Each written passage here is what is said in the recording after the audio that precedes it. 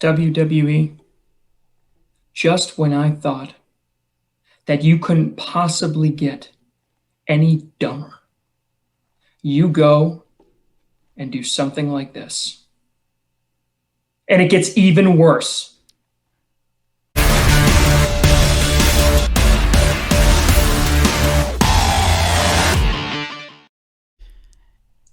We are back.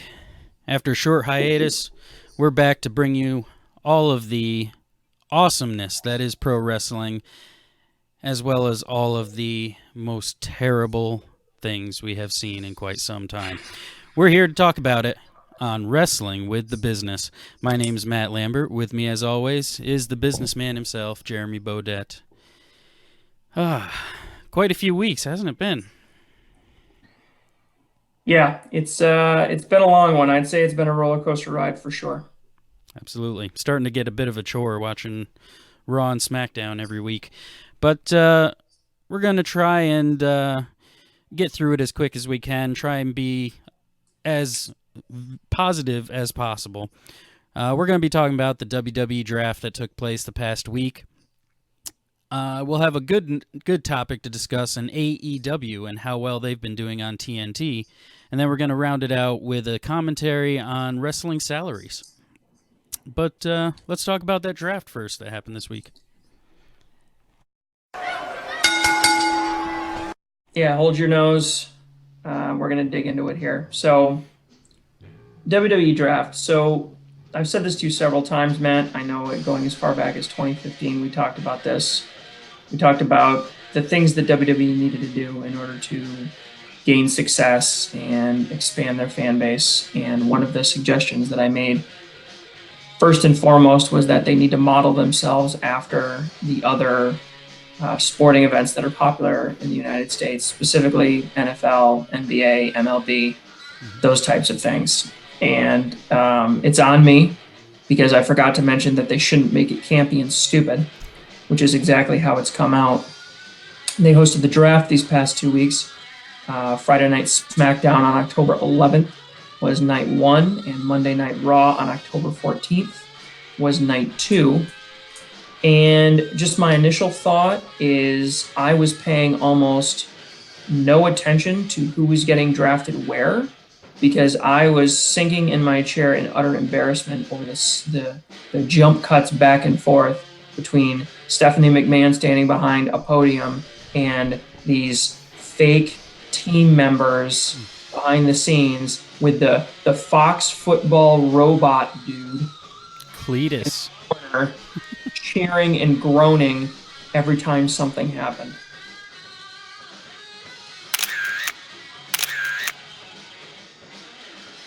And it came off as campy and really ham-fisted, and it was extremely unappealing. Yeah, Fox was really happy to draft The Miz in the last round. Poor Miz. He's better than that. Right?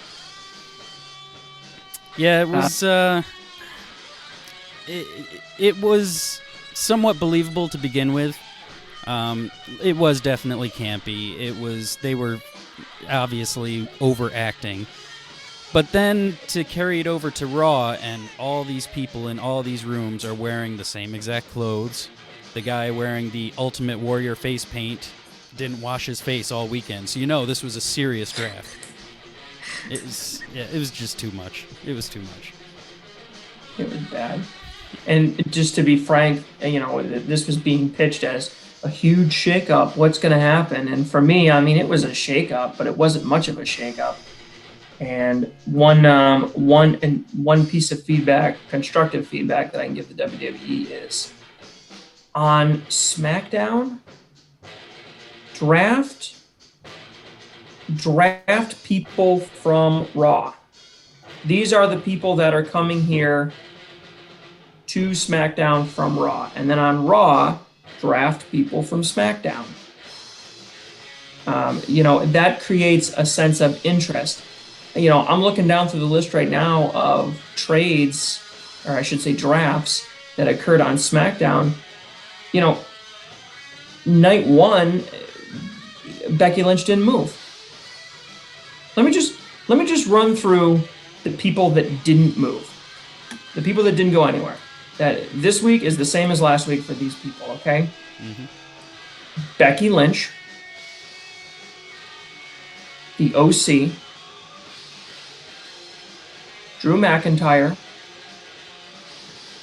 Ricochet, Bobby Lashley, like he's been seen on TV lately, Alexa Bliss, Natalya, the Viking Raiders, Nikki Cross, hang on here, and Heavy Machinery. Those people did not move at all. Yep. So that means that Randy Orton went to Raw. Kevin Owens went to Raw. I think that was the easiest one to predict. The Street Profits got drafted into Raw. Another very easy one to predict. Yep. Roman Reigns stays on SmackDown. Don't ask me why. The Fiend gets drafted to SmackDown.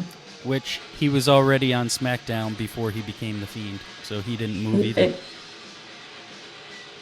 And he was on every show. Like, I don't know. It's Sasha Banks went to SmackDown.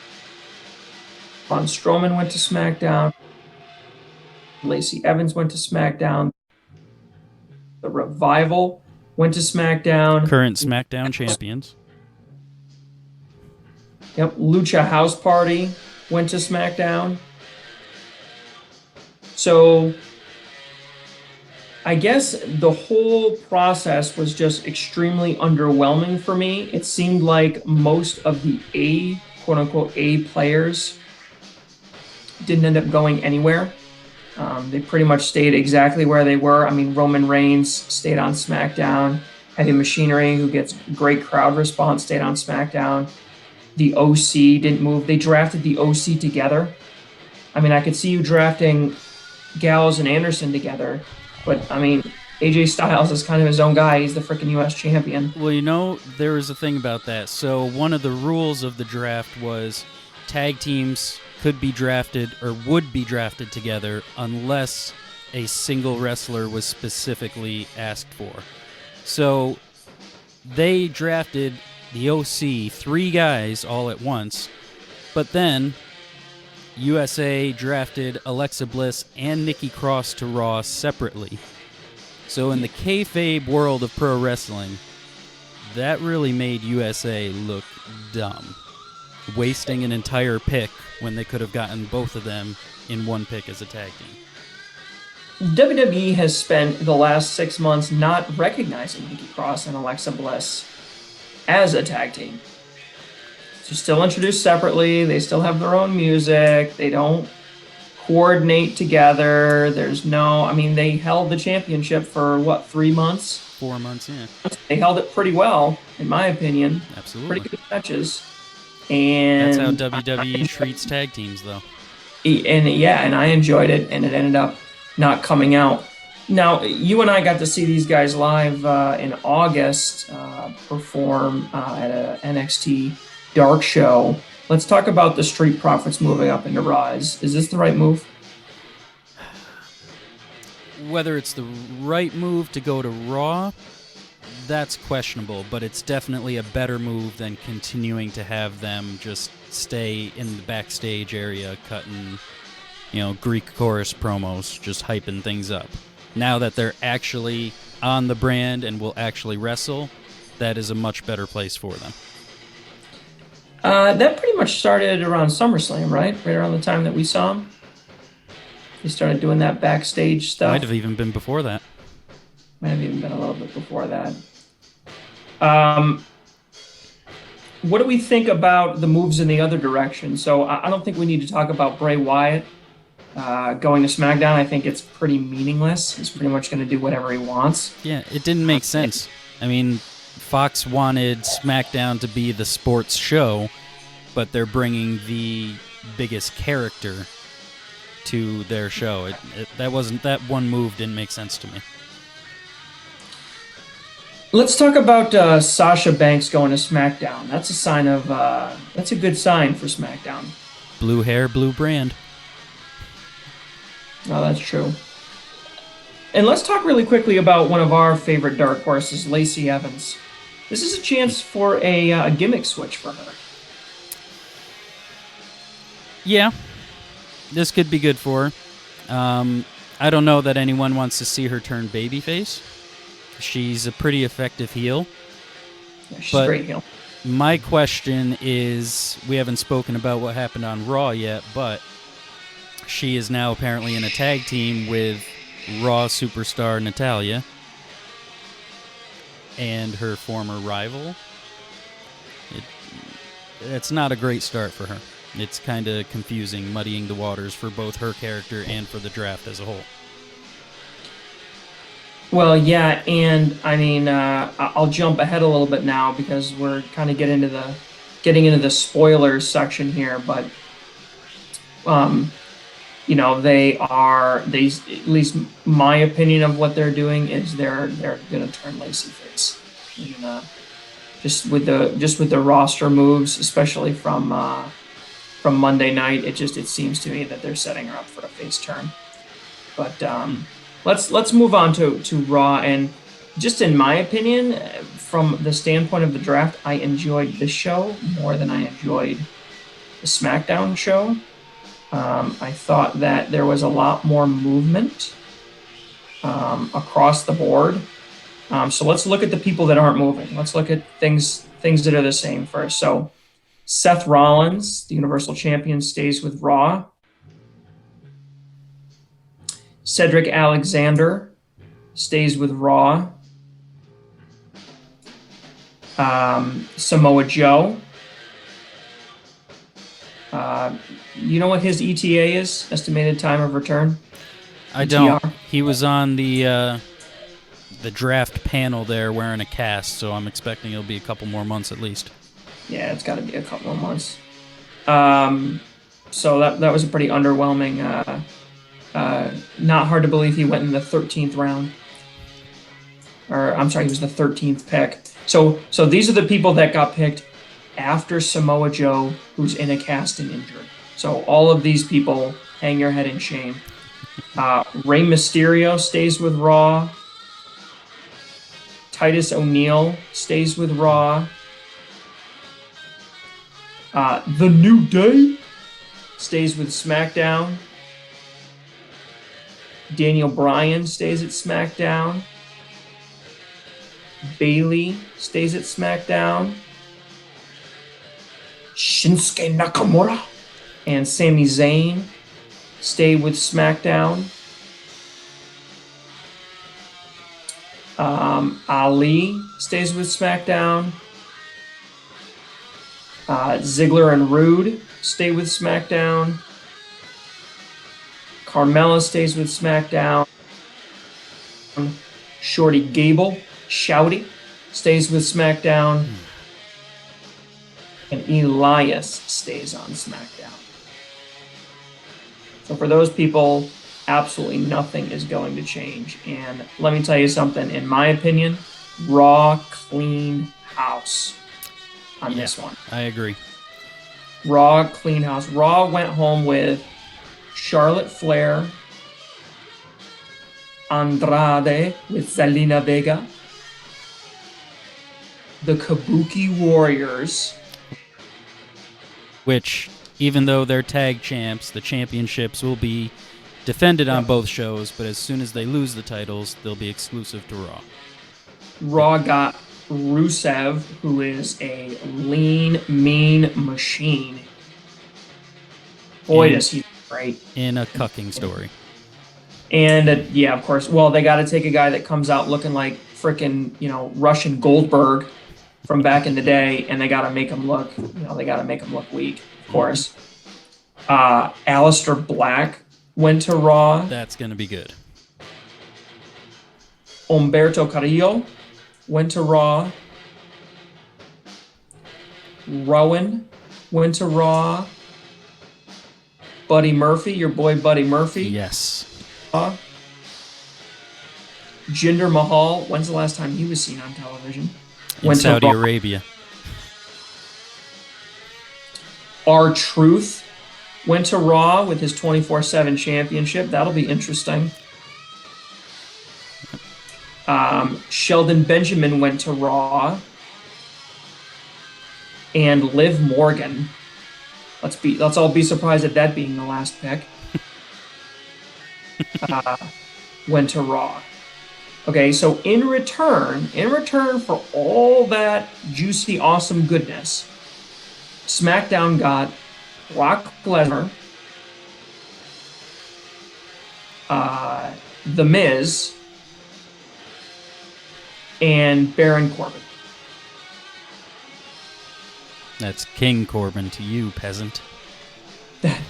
That's it. I mean, Raw cleaned up. Yeah, it definitely looks like Raw is going to be the better roster and the better show at this point. Although, they've disappointed us plenty of times before. Let's just, so really, because we threw a lot of names around, let's make this really clear.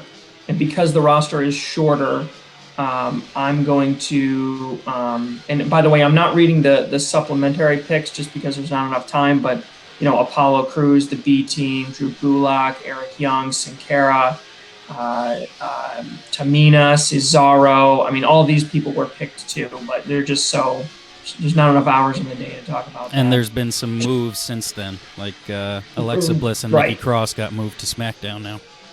Right. So let's just really quickly run down through the SmackDown. So, yep, Nikki Cross and Alexa Bliss, you've got them. So SmackDown is now Roman Reigns, The Fiend, Sasha Banks, Braun Strowman, Lacey Evans, The Revival, Lucha House Party, Heavy Machinery, Apollo Crews, the B Team, Drew Gulak, Heath Slater, Tamina, Brock Lesnar, The New Day, Daniel Bryan, Bayley, Shinsuke Nakamura, Sami Zayn, Ali, Ziggler and Rude, Carmella, Miz, King Corbin, Shorty Gable, Elias, Cesaro, Dana Brooke, Drake Maverick, good for him, Fire and Desire, and Luke Harper. And now I know, actually, after reading through this whole list, it's clear to me why they had to move Bliss crossover. That's because the women's tag team division in SmackDown was a joke. Yeah, there's nothing. Was a joke without them there. I mean, that's weak. I mean, what have they got? They got Fire and Desire. They've got the the Iconics went to Raw, so they didn't even have them. That's right. So yeah, they pretty much have.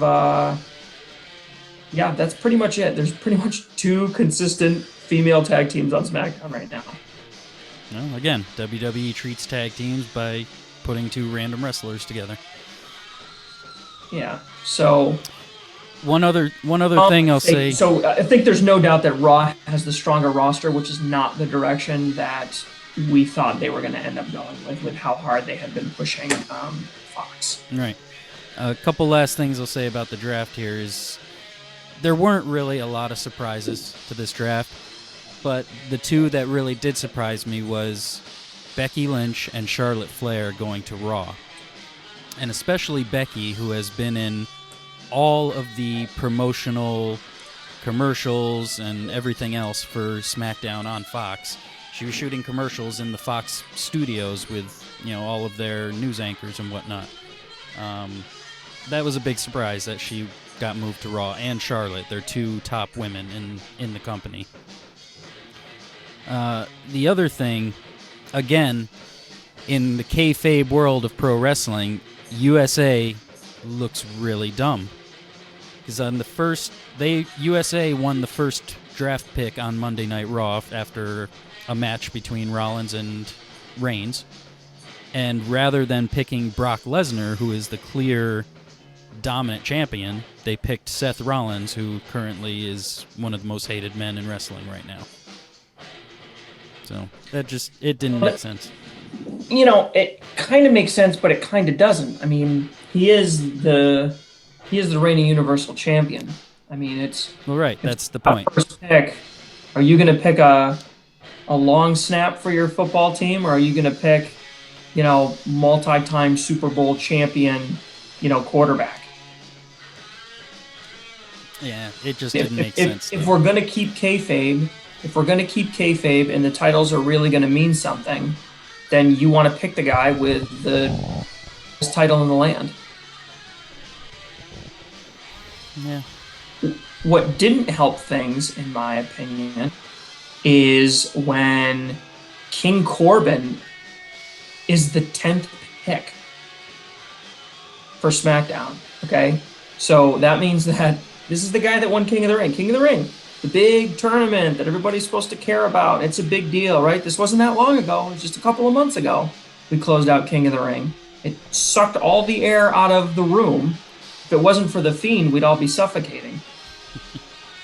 And they picked Brock Lesnar, The New Day, Daniel Bryan, Bayley, Shinsuke Nakamura, and Sami Zayn, Ali, Ziggler and Rude, Carmella, and Miz before they picked King Corbin.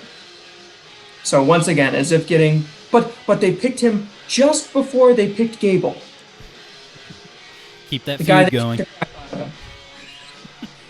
So yeah, it's a bit of a mess, but the good news is that they've got a lot to work with Raw, and it's becoming abundantly clear that the WWE does not poop where they eat, and there's no way in heck that they were going to piss off USA. They were going to dance with the one that brought them, and USA got a way better roster Yep, I agree. going forward. All right, now we blindly stumble. Let's talk about something nice. Let's talk about something cozy and warm. Let's talk about how the last couple of weeks of AEW have gone. Now, AEW, just to review, is the new brand that was started by a bunch of indie guys and is really, I mean, in my opinion, it's financed by Tony Khan and the Khan family. And in my opinion, it's Cody Rhodes is really the face of the organization, Yep. at least as of right now. I think that they made a lot of really effective choices that are appealing to a particular frustrated brand of fan. Choices like even choices, choices that didn't hit me until the second or third week. I kind of realized this past Wednesday watching, I was like, wow, this is like bringing back like secondary and tertiary memories for me. Like watching TNT at 8 o'clock on a weeknight and hearing Tony Schiavone's voice. Mm-hmm. It's just like I'm like sitting in my parents' living room and I'm 8 years old again. Watching these guys that aren't in the WWE, WWF at the time, and it really it adds an extra layer of enjoyment for a really hardcore lifelong fan. It was really nice. Absolutely, I completely agree. The commentary has been a bit hit or miss. I think they're still trying to find their groove, but overall, yeah, AEW has been incredible to watch. It's what I look forward to watching most every week. Like I said, at this point, Raw and SmackDown are really a chore to get through, but AEW I can't wait for. Yeah, talk to me a little bit really quickly. I've been dying to get your feedback on this. We talked before the first episode of Dynamite about what the heck they were going to do with the women's championship, and they ended up getting to Riho. What do you think about that choice, and how do you think she's held up so far? I think that's a great choice. I think she is such a charismatic and likable presence. She's the type of champion that everyone can get behind. I mean, she's so small. She's only 98 pounds. She's like 5 foot nothing. You wouldn't expect her to beat anybody, let alone Nyla Rose, the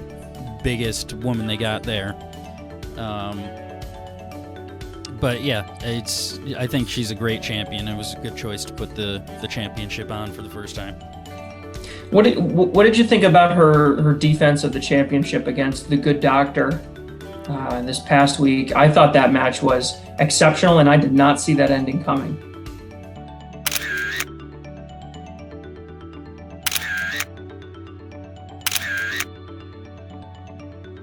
That came out of nowhere for me. I agree. That was an excellent match. Dr. Britt Baker, she's one of the premier women's wrestlers in the country. And they really spun it as an experience over Baker that kept Riho, that allowed Riho to keep the championship. Because even though Riho, we got to mention this, she's only 22 years old and she's already been wrestling for 13 years. That's insane. Yeah. And so when Baker's going for her mandible claw submission, which is pretty stinking cool, Riho slips out and rolls her up for the win. It was a great way to finish the match. And it was a well-executed match up to that point. You know, when they first gave her the title, I mean, obviously she's the first women's champion. She's going to go over well, but she's like toffee. I mean, she just sticks to your teeth. I mean, the crowd loves her. Mm-hmm. She's good at working the crowd. I don't think she's cut a promo yet, and yet everyone is just absolutely in love with her. Yep. One other thing that caught me eye this past week that I'd love to get your feedback on is they did a video package, a very uniquely styled video package to push the Cody Rhodes. Well, they were kind of pushing the Cody Rhodes angle. What did you think about, because that video package looked very different from anything that we'd seen from WWE. Again, much more sports oriented, right? They were talking to Brandy, they were talking to his mother. It looked much more like something you'd see like an NFL Sunday. Yeah, or like a draft day, right? Like, I'm a college kid, I've got a great dream, I've got a tough background, yada, yada, yada. You know, and they're interviewing DDP. DDP's doing his Dusty Rhodes impersonation. That was good. It just struck me as that was a much more, of course, you contrast that with what the WWE is doing. You know, in our last conversation, which I don't think we were able to post, I did this long diatribe about the Monday Night Wars, what went well and what didn't do well. And what you can see in these first 3 weeks is the WWE is following the exact same pattern that they did. Yep. They sort of give a fleeting flicker of the hand at their competition, and they sort of just say, yeah, okay, we'll kind of change a little bit. And it ends up coming off really campy and really gimmicky and really bad. And the fans are just going crazy for AEW. Well, again, that's Raw and SmackDown. NXT is still a very good product, at least for the time being. I mean, I live outside of Detroit. I cannot wait until AEW comes to town. I mean, I am just checking the website every other day, like praying that they come into town sometime soon, because I am scooping up those tickets no time flat, because it is going to be exceptional. Save me a seat. Yeah, it's just going to be crazy good. What is the most, because they're pushing a lot of rivalries, a lot of people are getting camera time. I think when you and I were looking at this originally, we thought, oh, this is nice. It's going to be kind of a little bit more slow. They're going to develop more characters. There's going to be more buildup, but they seem to be doing something more like a top tier and a low tier. You know, you got your Kenny Omegas, you got your John Moxleys, obviously Jericho's. You got like top card guys, and then you got some people fighting at the lower ends. Darby Allin just kind of made a little bit of a jump, but you got him, you got Luchasaurus and Jungle Jack. Yeah. You got some guys that are sort of working the lower card there. What's the most compelling rivalry that they're developing right now for you? I think the most compelling is probably Kenny Omega versus John Moxley. I posted on our Facebook earlier today a GIF of this past week when they were in a tag match together and they started facing each other. and it's cutting back and forth between people's reactions and like reactions from movies and TV shows and whatnot. It's really funny.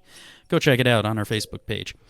But the crowd is really into that rivalry. It was supposed to happen months ago at one of the pay-per-views, and Moxley was injured, and now they reignited it last week, slamming Omega's head through a glass table at the end of the show.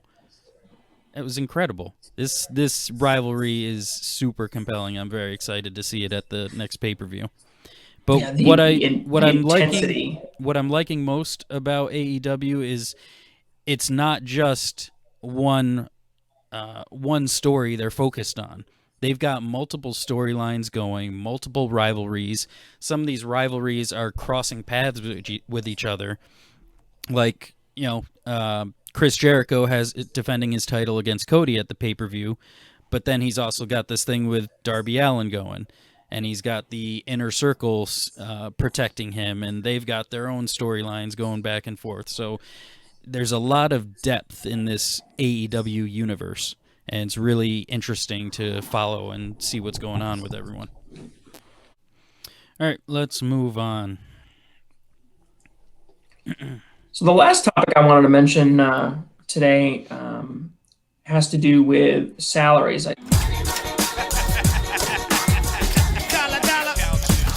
stumbled upon this. I think this would be a fun guessing game.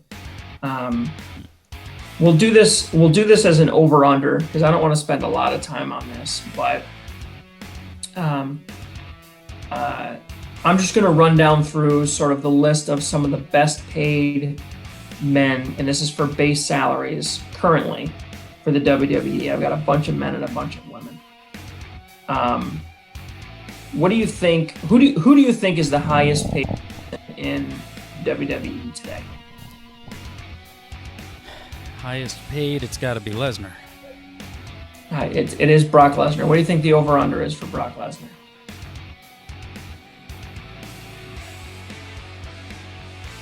$1.2 million. 1.2 million. Yep. Now, how many times has Brock Lesnar really wrestled this year? Really wrestled? Like non-9-second matches? Yes, non-9-second matches. Really went and wrestled. I'd say 6 at the most. This year, Brock Lesnar's base salary, not counting benefits and perks, is $12 million. Oh my God. Hit the decimal in the wrong place.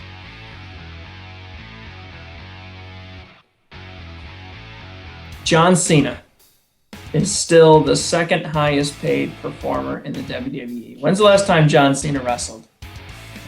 Probably WrestleMania. Was he at WrestleMania? I can't remember now. No. I don't think he was. Nope, I can't remember last time he wrestled. John Cena this year will make $8.5 million with the WWE. Wow.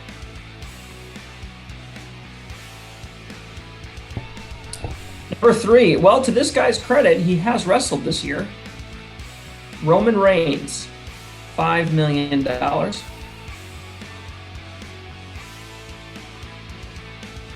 Randy Orton, 4.5. Who do you think is the next highest paid person? After Randy Orton? We're talking men, right? Yep, Brock Lesnar, John Cena, Roman Reigns, Randy Orton. Who is the 5th highest paid person in all of WWE? Man. Who is the 5th highest paid man in all of WWE talent? Seth Rollins. How much does Seth Rollins make?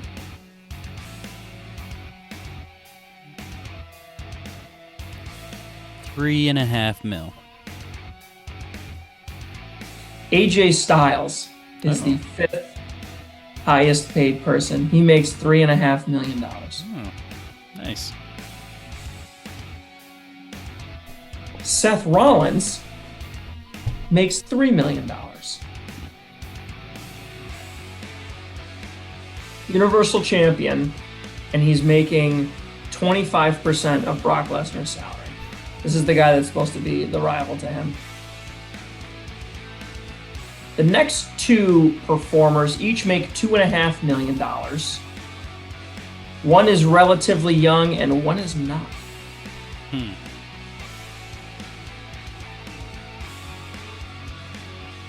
And they're both current active wrestlers? Yeah.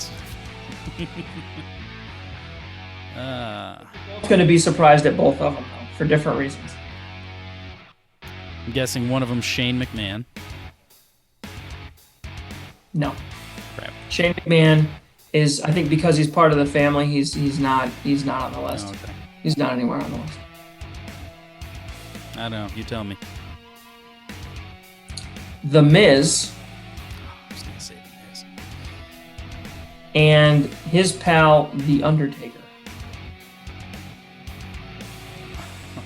each make $2.5 million. Wow. I expected The Undertaker to make more than that. So, I mean, look, to Taker's credit, he doesn't make as much as Brock Lesnar, but he seems to be doing a lot less work. Mm-hmm. He wrestled once this year? Yep, in a very bad match. No, he wrestled twice. He was in the tag team with Roman Reigns, the Graveyard Dogs. Right, he was. 2 matches for $2.5 million. Each match is what, probably 15 minutes with the introduction. So what's his hourly rate? You do the math. He's doing pretty good. Hey, quick question for you. Mm-hmm. At $2 million, do you think Kevin Owens could pay that $100,000 fine? I think he could swing it. Food out of his family's mouth. At $1.5 million, Mr. Dolph Ziggler. That sounds about right. 3-way tie for $1 million. And only one of the three is currently wrestling for WWE. Got any guesses as to the one that is wrestling?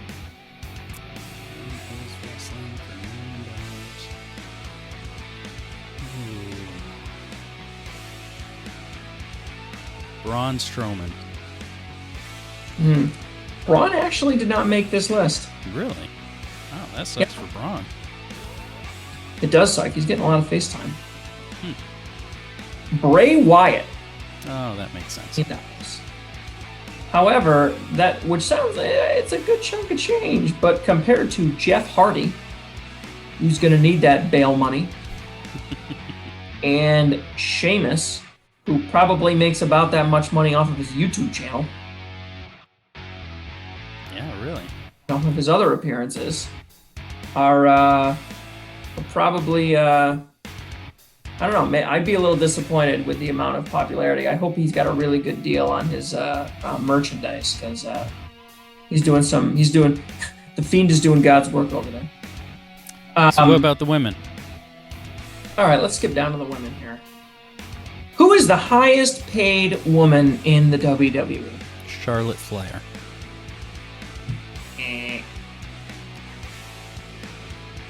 Sorry, she's the most liked in the WWE. Boy, these numbers are really going to blow your doors in. Who's the highest paid woman in WWE? Well, if it's not Charlotte, I'm hoping it's Becky.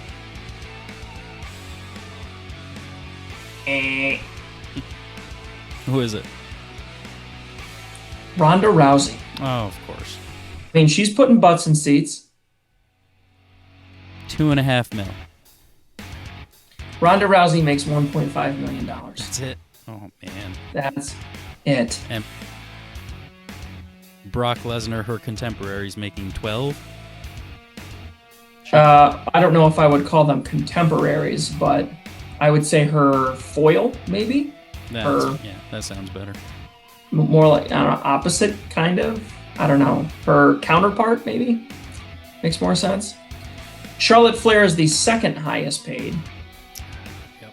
And I'll tell you what, Charlotte puts some butts in seats. She's doing a heck of a lot more work than Ronda Rousey is, and she makes a meager $550,000. That's it. That is a Wow. oh, it gets worse. So when AEW says they're doing equal rights and equal pay and everything, that should tell you something. When the numbers are that different in WWE. I mean, and again, I had to check. I mean, the date on this information is October 6th because as I'm reading down through these women's numbers, I mean, I'm just blown away. I'm just going to run through them now because you're going to be shocked. Nikki Bella, 350,000. Alexa Bliss, 350,000. Mickey James, 300,000. Well, she's getting that commentator money now. Yeah. Brie Bella, 300,000. Natalia, 300,000. Asuka, 250,000. Hey, whose name haven't I said yet? Becky? 250,000. Oh my god. 1, 2, 3, 4, 5, 6, 7, 8, 9. You're on the cover of WWE 2K20. You're the man in all the commercials, on the ESPN commercials, magazines, and you are the 9th highest paid woman at $250,000. That's ridiculous. Making as much money, actually making only a little bit more money than Dana Brooke at 200,000. Bailey at 200,000. Lana at 200,000. Naomi at 180. Carmella at 120. Nia Jax at 100. I'm going to keep going because it gets lower. Sonya Deville makes 100K. That's the last woman in 6 figures. Mandy Rose at 80, Ruby Riott at 80, Sarah Logan at 80, and Tamina at 80. So 80,000 is minimum wage? I guess so, although to that credit, I mean, when's the last time you've seen, I mean, Mandy Rose, okay, but when's the last time you've seen Ruby Riott, Sarah Logan, and Tamina? No, Ruby Riott's out with an injury. Yeah, they're all... Tamina just won the 24/7 championship last week for a few minutes. I also left out one piece is that Triple H technically makes $2.75 million, but 1.65 of that is on a talent contract. So he's still considered talent, primarily 60% talent. Yeah, he still wrestles in Saudi Arabia. So I just thought that that was interesting to look at. You know, again, this is just the base salary, right? This doesn't count extra perks. Right. This doesn't merchandise. Count, you know, wrestlers will have a really good, you know, get a really good cut on merchandise or something like that. Any wrestler that, you know, it's very rare, but some wrestlers are allowed to keep, you know, their name and their images. So, yeah, I mean, I think it's very interesting to look at the disparity. I think the WWE is going to start, if people are paying attention, the WWE is going to start to really be like, man, I don't know if Brock Lesnar's putting 10 times as many butts in seats as Ronda Rousey is. And I certainly don't think that you can put Becky Lynch on the cover of all your material, put her in the main event at WrestleMania, and pay her 1/10 of what you're paying Ronda Rousey, who makes 1/10 of what you're paying Brock Lesnar. That's some pretty, unless they're giving her 100% of her merchandise or something like that. I mean, I don't see how that really gets balanced out there. Yeah, definitely. Those numbers were pretty surprising. I'd be interested, since we mentioned it, I'd be interested to see if AEW ever released numbers like that and kind of compare them. Just to see what the differences are between the two. You know, I'll bet you, especially right now, I bet you most of those guys don't make dirt. Oh yeah, I'm sure I'd be very surprised if most of them are making over $1 million. I mean, they probably make good money, but certainly better money than they could make just about anywhere else. Yeah. But there's nobody there that's making $12 million. No, yeah, definitely. No. I'm more interested to see what the women are making, honestly. And I'll bet you the women are making good wage. Mm-hmm. At least I'm sure the women are doing at least as well as they could be doing in WWE. Well, on that note, I think we're going to wrap it up. I think we kept it pretty positive. We didn't even mention the debacle that was Hell in a Cell. If you want to hear about that, it's not poison. If you want to hear about that train wreck, keep an eye on our website. I'm going to be writing an article on how WWE has completely ruined The Fiend. You can find it on our website. You can find us on Facebook, on Twitter, all that good stuff. The links will be down in the descriptions. And, well, I think that's about it until next week when there's more trash to talk about. Well, for one thing, I think that the WWE is doing exactly what they need to do. They are failing so that they can hit rock bottom, and then they can make their way back up again, and that's when the real magic begins. So, until that time, always keep kayfabe, follow the money, and we'll keep wrestling with the business.